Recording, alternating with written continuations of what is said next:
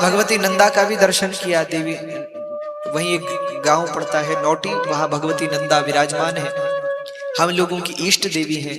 वहां पहली बार हमको जाने का और दर्शन करने का भी सौभाग्य लगा। आपको जानकर आश्चर्य होगा, लगभग 21 दिन की यात्रा होती है और कहां, ग्लेशियर में, हिमालय के 21 दिन लगता है। उस जगह पर एक समय के बाद शंख बजाना इत्यादि भी मना है, बोलना मना है, बात नहीं करते हैं, धीरे धीरे लोग चलते हैं, क्योंकि कई बार शंख इत्यादि की ध्वनि से ग्लेशियर खिसक जाते हैं। ऐसी दिव्य जगह है महाराज नंदा राजा। लगभग उस यात्रा में अब तो 1-1.5 लाख लोग सम्मिलित होते हैं। पूरी व्यवस्था सरकार के द्वारा की जाती है और पूरा प्रशासन, ये जो यात्रा है ये केवल राज्य स्तर की नहीं है, केंद्र स्तर की यात्रा है महाराज। पूरा प्रशासन की व्यवस्था में वो यात्रा निकलती है और बड़ी भव्य यात्रा होती है। भगवती नंदा को विदा किया जाता है। ऐसा मानते हैं कि नंदा देवी जो है वो उनको बेटी के रूप में मानते हैं और शिवजी के पास वो कैलाश को अपने ससुराल के लिए जाती हैं हर 12 वर्ष में।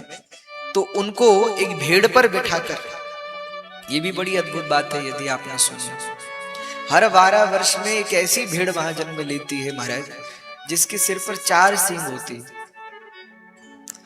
और ठीक यात्रा से पूर्व उसका जन्म होता। और यात्रा भी इस बार हमको बहुत रहस्य वहां के पता चले, क्योंकि उनके जो यात्रा का प्रतिनिधित्व करते हैं, पूरी यात्रा को लेकर चलते हैं, उनके घर पर कथा थी तो उनके मध्य में, हमारे मध्य में खूब चर्चा परिचर्चा हुई। तो उन्होंने भी बताया कि महाराज नंदा देवी की राज यात्रा उस समय तो कंफर्म नहीं था कि 26 में होगी कि 27 में होगी। क्यों? तो हमने कहा भाई ये तय कैसे होता है कि यात्रा निकले? तो उन्होंने कहा महाराज जी हर 11-12 वर्ष में एक तिथि निकाली जाती है। उस तिथि में कोई विशेष मुहूर्त पड़ता है, 3-4 तिथियां मिलनी चाहिए और फिर उस समय पर जो देवी नंदा है उनकी राशि देखी जाती है। भगवती की जन्मपत्री देखते हैं, राशि देखते हैं, क्योंकि बेटी है ना, बेटी को ससुराल के लिए विदा करना है तो अच्छे समय पर जो राजकुंवर यात्रा में आगे चलते हैं उनकी राशि देखी जाती है। उनके साथ भी हम बहुत देर बैठे, जिन्होंने पिछली बार भी नंदा देवी की राज यात्रा में उनको प्रतिनिधित्व करने का सौभाग्य मिला। तो फिर उनकी राशि देखी जाती है और सब देख करके फिर भगवती की यात्रा निकलती है हर 12 वर्ष।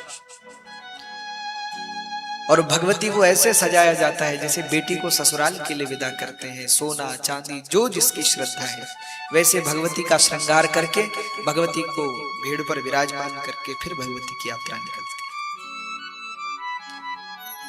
तो ये उत्तराखंड, ये हिमालय भगवती पार्वती का मायका है, उनकी जन्मभूमि। इसीलिए दुनिया भर में भगवती पार्वती को मां कहते हैं ना, दुर्गे मां, जगदम्बे मां। लेकिन उत्तराखंड में भगवती को मां नहीं बल्कि पुत्री के रूप में देखा जाता है, बेटी के रूप में देखा जाता है। तो फिर अगले वर्ष 2027 में वो यात्रा है, ऐसी हमको सूचना प्राप्त हुई। तो अद्भुत प्रेम है भगवती पार्वती के हृदय में और पार्वती जी के लिए तो एक ही प्राण है, कौन? भगवान शिव। शिव ही जिनका प्राण।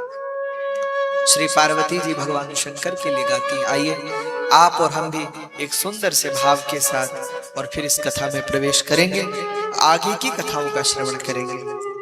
आज हम सबको कृष्ण जन्मोत्सव की ओर